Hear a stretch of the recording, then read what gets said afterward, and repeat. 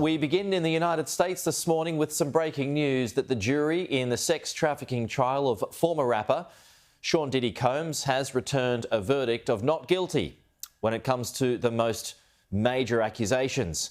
And there is a chance that he could even walk free within the next few hours. So if we bring up all of the counts that he was facing, the disgraced rapper cleared of racketeering and sex trafficking. But the 55-year-old star being convicted on 2 counts of transportation for prostitution, a crime which still carries a maximum jail time of 10 years. Everybody was in black, so I had to come a little lighter colours. On a global stage, Sean Diddy Combs was known to millions as the music producer, rapper and billionaire businessman who lived a lavish lifestyle, hosting parties that A-listers clamoured to get into. He was our generation's Barnum. He put on a show. Wherever he went, it was a production. But this trial exposed a side to his life he'd attempted to keep secret, a reality that included drugs, abuse and now infamously baby oil, all wrapped up in his swinger lifestyle. Prosecutors spent weeks making the case that he used his celebrity status and business empire to run a criminal enterprise to sex traffic women and conceal his crimes. His defence took less than an hour, explaining that while he was regrettably violent, domestic violence is not sex trafficking.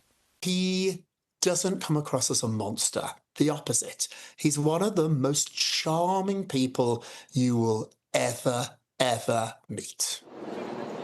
In March of last year, federal agents raided his homes in Miami and Los Angeles, but it wasn't until September when he was arrested at this New York hotel. For most of this 7-week trial, Combs' mother and his children came to hear the prosecution set out how Combs had not only transported male prostitutes across county lines to act out his sexual fantasies, that he'd also led a criminal enterprise to facilitate his abuse and exploitation of women, all of which he denied. Former employees, police officers, hotel staff and rapper Kid Cudi were all called to give evidence.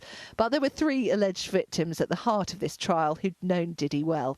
And while 2 asked to remain anonymous, this woman, Cassie Ventura, chose to testify under her own name. His long-term ex-girlfriend, with jurors shown this video. CCTV of Combs attacking her in a hotel corridor in 2016. The third key witness, a former employee, described being sexually assaulted by Combs on several occasions, while his lawyers conceded there were drugs, that he had multiple girlfriends and that he could be violent. The jury was reminded he wasn't on trial for domestic violence and ultimately found the government failed to meet the burden in proving most of the charges against him. According to Rob Shooter, Diddy's former publicist, speaking last week, such was Diddy's confidence that plans of how he'd mark his release were already in the works. My sources are telling me they're already looking for event space to throw a party, to throw a celebration.